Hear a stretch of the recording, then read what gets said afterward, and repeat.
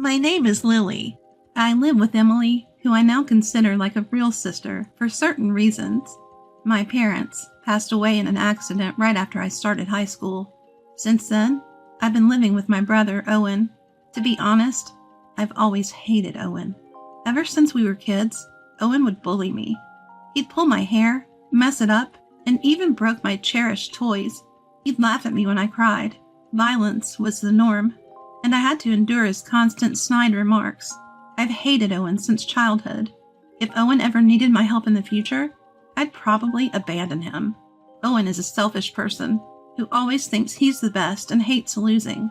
He's a terrible person who'd hurt others for his own benefit. After losing our parents, an uncle offered to take us in, but Owen refused. I was hesitant to leave our home and live with a relative I barely knew. We both thought we could manage on our own. Living alone was tough, but we managed. However, Owen and I stopped talking. He started going out at night and hanging out with rough people. I started to hate Owen even more. A few years after Owen graduated college and started working, he suddenly brought home a girlfriend. Her name is Emily, and she's incredibly beautiful and elegant. I wonder where Owen met such a beautiful woman, and why she'd date someone as terrible as him. I didn't think they were a good match, but it's not my place to say.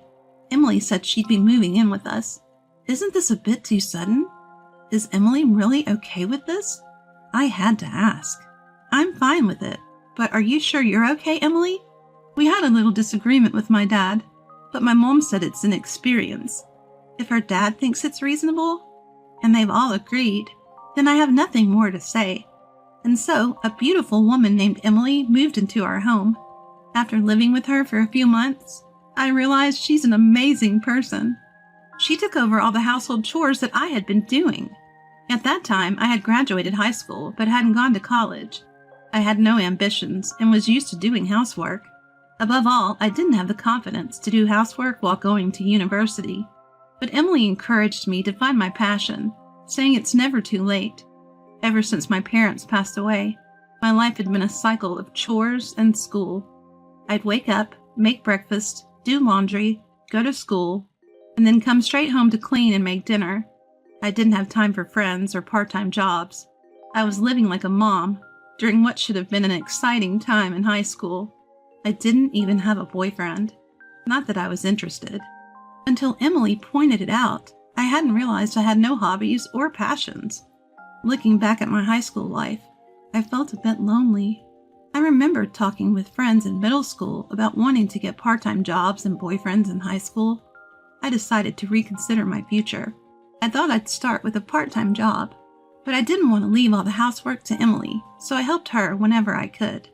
One day it hit me. Is Emily actually amazing? I was pretty confident in my cooking skills since I've been doing it ever since we lost our parents. I also often looked at books. I initially thought Emily, with her elegant demeanor, wouldn't have much experience with housework. I was wrong. Emily was perfect at cleaning, laundry, and especially cooking. Her cooking was so good, she could be a pro. And it made me wonder again, why is she with Owen, who has such a terrible personality? I started to admire Emily. I thought of her as a real sister. She said she felt the same way about me. We even started going out for meals and hanging out. But Owen didn't seem to like that Emily and I were getting along so well. And so, years later, Owen found himself at the center of a major incident. One day, after several years had passed, I got a call. By this time, I had already moved out and was living on my own. The call was from Owen. For some reason, he was furious and yelled over the phone, "What are you doing on the day of the ceremony? You better not miss it." I responded, "What ceremony? I haven't received an invitation." Owen sounded puzzled and said, "Huh?" But I decided to tell him the truth. Why Owen thought he could get married after doing what he did was beyond me. Let's rewind to the time when Emily started living with us. After Emily moved in, the bullying had mostly stopped, but there was a day when Owen became physically violent toward me. It started because Owen was angry at Emily. Owen would take a lunchbox to work that Emily prepared for him. But one day, Emily overslept and couldn't make his lunch. Owen was furious about it. To me, it seemed like a minor issue. When Owen got home that day, I talked to him about the morning incident. Why get so mad over a missed lunch? Nobody's perfect. People oversleep sometimes, you know. I didn't mean anything deep by it. But Owen didn't like what I said and suddenly became enraged. A woman who's going to be my wife should be perfect at everything. It's your fault for being around and influencing her, he said. According to him, my presence was a bad influence on Emily. Of course, I argued back. I used to cry a lot as a kid, but now I speak my mind. We got into a heated argument, and suddenly, Owen shoved me. Then he started kicking me. Just then, Emily returned from shopping and intervened. She was angry at Owen, but Owen didn't calm down. And then I saw something unbelievable. Owen slapped Emily. He then left the house and disappeared. I was left stunned and couldn't move for a while. Emily was also frozen, holding her slapped cheek. Snapping back to reality, I approached Emily and asked, "Emily, are you okay?" She replied, "I'm fine," but tears were spilling from her eyes. She said sorry and retreated to her room. From that day on, Owen became increasingly aggressive toward Emily. One day, I decided to talk to Emily. I was worried because she was losing her usual brightness. Thinking a change of scenery might help, I took her outside, and she ended up confiding in me. She was unsure whether to go through with marrying Owen. I immediately said she should break it off, and that there was someone better out there for her. Emily seemed a bit surprised. Talking to me seemed to lift her spirits a bit. On the way home, I said to Emily, "I'll always be on your side, Emily." Emily cracked a small, somewhat sad smile. One day, I overheard Emily arguing with Owen, which was unusual for her. Curious, I asked what was going on. Turns out, Owen had gone ahead and set a wedding date without consulting her. No wonder Emily was upset. But what shocked me even more was this. Don't set a wedding date without even having a family meeting first. Apparently, Owen hadn't even met with Emily's parents yet. This was just beyond rude. And I was shocked he hadn't even taken the basic step. I immediately suggested that we go meet Emily's parents. Owen told me to mind my own business, but this was no time for that. Emily quickly explained the situation to her parents, and they both went to visit them. Her face looked both exhausted and tired, which worried me. That day, only Owen returned home.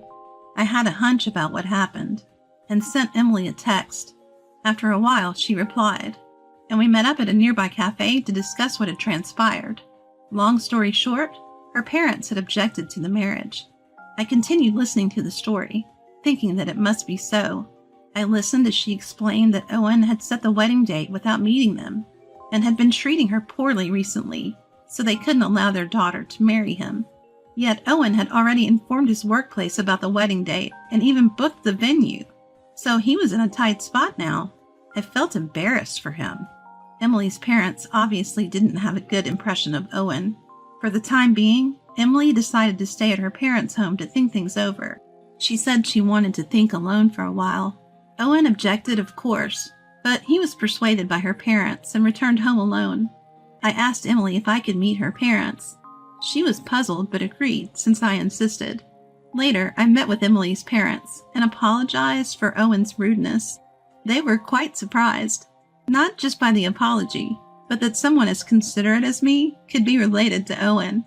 I then shared everything about Owen, about Emily, and about how Owen had been treating her. And I asked Emily again, "Do you still want to marry Owen?" Emily responded, "I'm not sure." I suggested she should have a serious talk with Owen. She agreed, but when she tried to contact him to talk, Owen wasn't interested in discussing anything. Worse, he was still moving forward with the wedding plans. He even sent Emily a list asking her to prepare the invitations. At this point, Emily had had enough and finally decided to break up with Owen. She tried multiple times to discuss the matter with Owen, but it seemed like they could never have a real conversation. Every time she reached out, Owen would dominate the conversation and end it abruptly. She even texted him about breaking up, but Owen dismissed it, saying, "Enough with the jokes.